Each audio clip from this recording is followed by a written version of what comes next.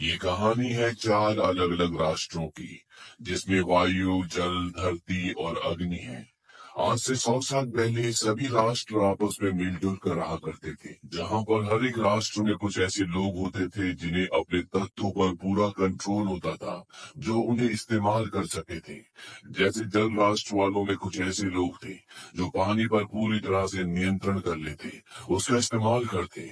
और ऐसा ही अग्नि, धरती और वायु राष्ट्र में भी था।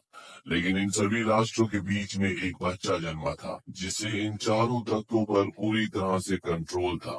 वो अग्नि, वायु, धरती और पानी सभी तत्वों को पूरी तरह से कंट्रोल कर सकता था, और साथ ही साथ वो आत्माओं के संसार से संपर्क भी कर सकता था, और उन्हीं के मार्गदर्शन से पूरी दुनिया में संतुलन था। लेकिन आज से 100 साल पहले वो अचानक कहीं गायब हो गया। इसके बाद अपनी राष्ट्र ने तीनों राष्ट्रों के खिलाफ एक जंग छेड़ दी। वो पूरी दुनिया को जीतना चाहते थे, और आज उन्हीं की वजह से तीनों राष्ट्र बहुत परेशान हैं। यहाँ पर एक भाई और बहन को दिखाया जाता है। भाई का नाम सूखा होता है और उसकी बहन का नाम कटारा। ये दोनों खाने की तलाश में बर्फ में शिकार करने के लिए आए होते हैं, और तभी उन्हें बर्फ के नीचे कुछ चमकती हुई रोशनी दिखाई देती है।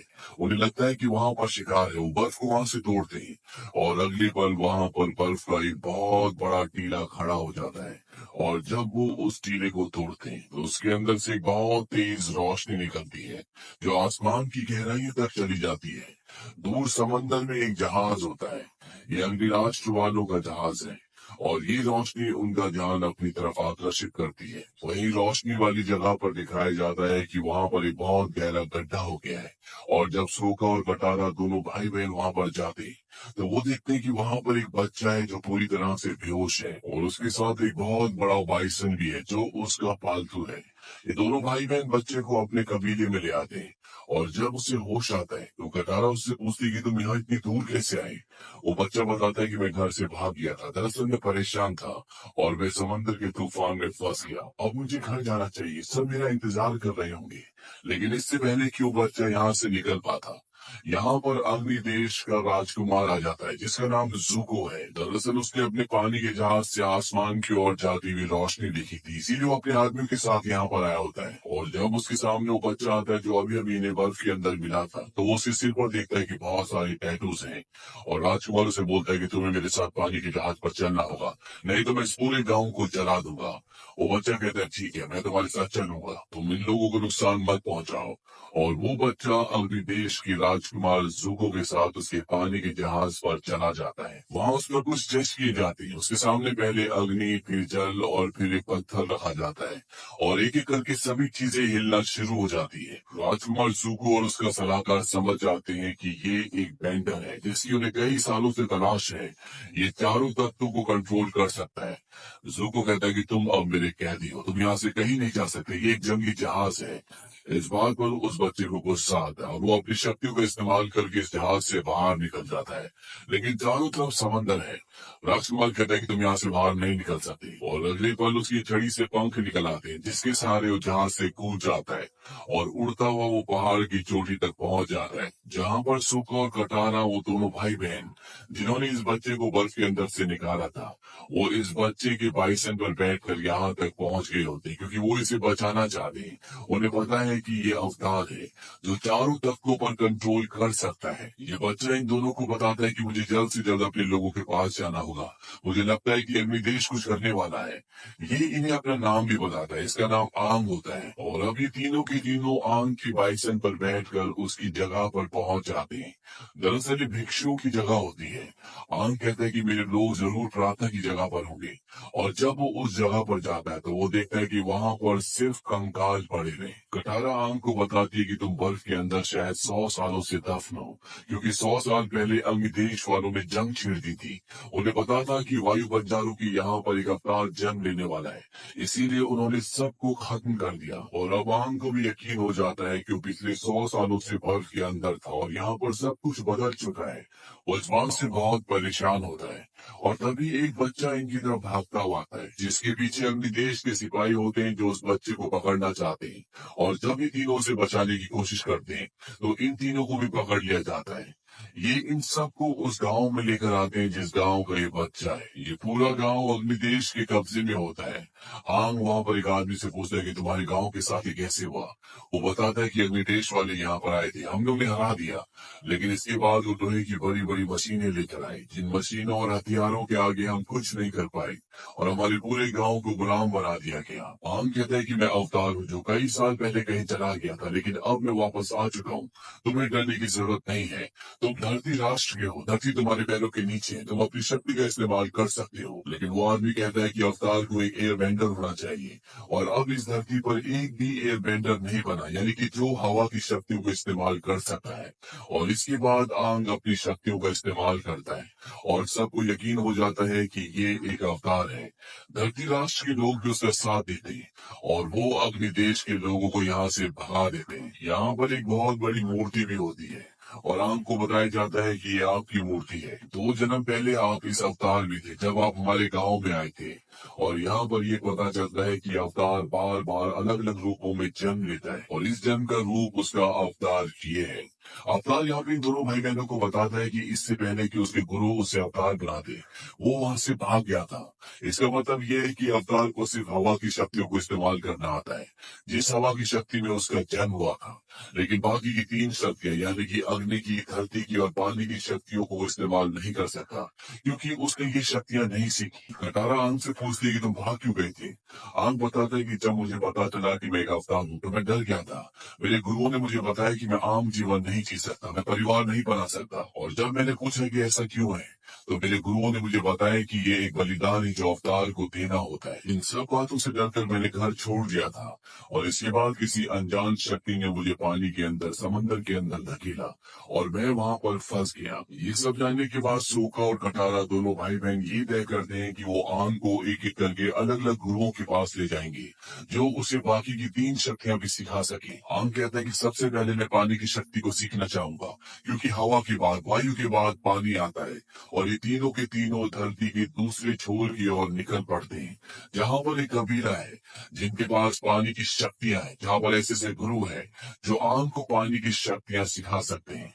लेकिन जब वे अपने सफर पर होते हैं तभी आंग को एक सपना आता है जिसमें उसे पता चलता है कि आसपास ही एक वायु मंदिर है जहां पर एक ड्रैगन की आत्मा से वो बात कर सकता है। इसीलिए वो उस मंदिर में चला जाता है और जब वो मंदिर में पहुंचता है तो वो देखता है कि मंदिर पूरी तरह से नष्ट हो चुका है। अग्निदेश वालों ने इसे पूरी तरह से तबाह कर दिया है। तभी यहाँ पर एक आदमी आता है और वो आंग को बताता है कि अभी भी मंदिर में एक ऐसा हिस्सा है जो पूरी तरह सुरक्षित है और वो आंग को उस हिस्से में ले जाता है। यहाँ पर आंग की जन्मों जन्मों की कई सारी मूर्तियां होती है, यानी कि आज तक उसने जितने भी अवतार, उन सभी अवतारों की मूर्तियां यहाँ पर होती है। दरअसल इस आदमी ने आंग को धोखा दिया होता है, ये अग्निदेश वालों के साथ मिला हुआ होता है। यहाँ पर अग्निदेश के बहुत सारे सिपाही होते हैं और वो सब के सब एक बार फिर से आंग को बंदी बना लेते हैं। दरअसल जिस राजकुमार ने पिछली बार आंग को बंदी बनाया था उसे अग्निदेश से निकाल दिया गया होता है और अगर उसे अग्निदेश वापस जाना है तो उसे आंग को वहां पर ले जाना होगा, तभी उसे पूरा मान सम्मान मिलेगा। और इस बार आंग को जिसने गिरफ्तार किया है ये अग्निदेश का कमांडर है और ये नहीं चाहता कि राजकुमार उसे गिरफ्तार करे, क्योंकि अगर उसने ऐसा किया तो उसे उसकी पोजीशन, उसका मान सम्मान सब कुछ वापस मिल जाएगा, सत्ता उसके हाथ आ जाएगी।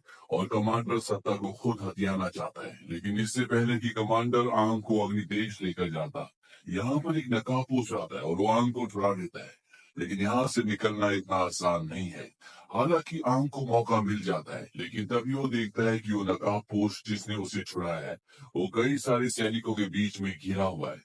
इसीलिए आंग को वापस जाना पड़ता है और वो उसको छुड़ा कर यहाँ से ले जाता है। हालांकि इस पूरी मुठभेड़ में वो नकाबपोश बेहोश हो जाता है और जब आंग उसके चेहरे से उसका नकाब उतारता है तो ये और कोई नहीं बल्कि ये अग्निदेश का राजकुमार सुको होता है, जिसने आंग को इसलिए छुड़ाया होता है क्योंकि ये खुद आंग को अग्निदेश लेकर जाना चाहता है ताकि इसे इसका मान सम्मान, इसकी पोजीशन वापस मिल जाए। आंग राजकुमार को एक सुरक्षित जगह पर छोड़कर वहां से निकल जाता है।